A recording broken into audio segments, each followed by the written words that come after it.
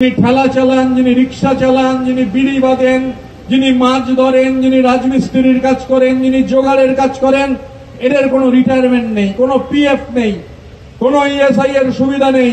13 তারিখ আমি নিজেই খোঁজ নেব যে আমাদের এই সমবায়ের এই ইউনিয়নের যারা চাষি আছেন তারা এই অসংগঠিত স্কিমের আওতায় পড়বেন কিনা। তাহলে সঙ্গে সঙ্গে আইএনটিটিউসির পক্ষ থেকে ক্যাম্প করে অপূর্ব সরকারদের সাহায্য নিয়ে, রবিউলদাদের সাহায্য নিয়ে, নিয়ামত শেখদের সাহায্য নিয়ে, মোহাম্মদ আলীদের সাহায্য নিয়ে, নারুদাদের সাহায্য নিয়ে গোটা আইএনটিটিউসি এই ক্যাম্প করে সেই নামগুলো নথিভুক্ত করবে।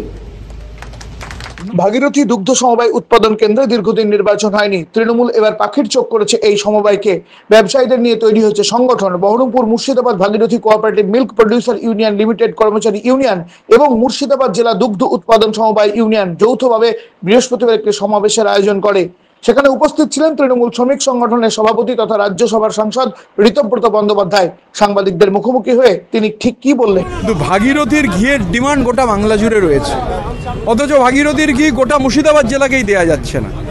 এক শ্রেণীর আধিকারিক, দেখুন তিনি কি রাজনীতি করবেন আমার তা নিয়ে কোনো বক্তব্য নেই। সিপিএম করুন, কংগ্রেস করুন, বিজেপি করুন, কিন্তু বাইরে করুন, ভেতরে এটা করা যাবে না। যে কারণে আমরা দুটো ইউনিয়ন, আমরা এই ইউনিয়নগুলো এক্সপেক্ট করছি কাগজপত্র সব এ মাসের শেষে পেয়ে যাব এবং আমরা এই ইউনিয়ন ফর্মাল কমিটি বানিয়ে, এবং আমি অপূর্ব সরকারকে এই জন্য ধন্যবাদ জানাবো।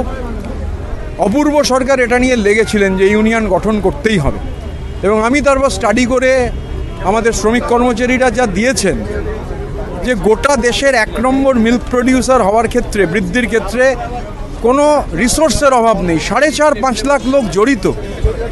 সুতরাং এখানে যদি কেউ মনে করে থাকেন যে এই সাবাতোজ করবেন আর পার পেয়ে যাবেন, সেটা হবে না। আমরা ইউনিয়ন গঠন করব। প্রতিটা গ্রামে এইরকম দুগ্ধ চাষি রয়েছে, সেই চাষিদের স্বার্থ যে রক্ষা করতে পারবে প্লাস শিল্পকে বাঁচাতে পারবে, তার দিকে মানুষ এগিয়ে যাবে।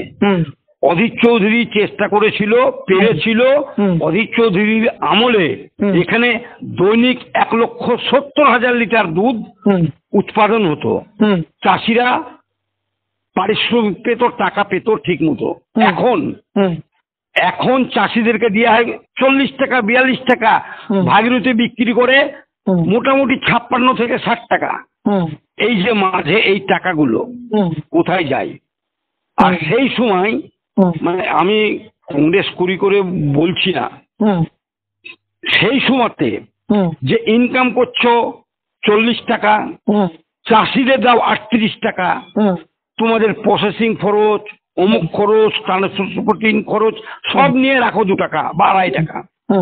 সেই জন্য সংগঠনটা এবং চাষিরা আজকে সেই সময় ছিল। সবচাইতে বড় কথা, এটা কোঅপারেটিভ মানে কি দেখেন, আপনাদেরকে জ্ঞান দিতে হবে না। কোঅপারেটিভ মানে হচ্ছে স্বশাসিত সংস্থা। চাষিরাই হবে এর মালিক। কি করে হবে? নির্বাচন করে। আজকে দীর্ঘদিন ধরে কোনো নির্বাচনই নেই। এবার নির্বাচন না থাকলে তাহলে কি হবে? ওই হরি ঘোষের গোয়াল হবে। এ আসছে, সে আসছে, অমুক আসছে, অমুক আধিকারিক আসছে। এবার ধরেন এখানে যদি কোনো আইপিএস অফিসার বা কোনো ডিএম, এমডি এদেরকে বসানো হয়, এরা কি বলবে? আমি এত হেডেক নিব কেন? আজকে আছি, 1 বছর পর পালিয়ে যাবো, যা হচ্ছে হোক গা, যা খুশি হোক গা। এইভাবে চলছে এই সংস্থাটা। আমি আপনাকে একটা পরিষ্কার কথা বলছি, তৃণমূল হোক, নির্মূল হোক, কংগ্রেস হোক, বিজেপি হোক, এইটা চাষিদের সংস্থা। চাষিদের স্বার্থ যে রক্ষা করবে তাকেই আমরা ভোট দেব। আজকে আমি কংগ্রেসের হলেও যদি কংগ্রেসের চাইতে ভালো চাষিদের রক্ষা করে তৃণমূল বা ধরেন মুসলিম লীগ, তাকেই আমরা কিন্তু সমর্থন করব। আমাদের স্বার্থ দেখবে। এখানে স্বার্থ কারা হচ্ছে? স্বার্থ হচ্ছে আধিকারিক এবং কিছু কিছু অফিসার, তারা সেজে থাকে। আজকে তৃণমূল হয়ে আছে, এর আগে অধীর চৌধুরী ছিল, পরশুদিন বিজেপি হবে, তারপরের দিন ওরা হবে। ওদের নীতি হচ্ছে স্বার্থ সিদ্ধির জন্য যখন যেমন জার্সি পড়া এরা পড়বে।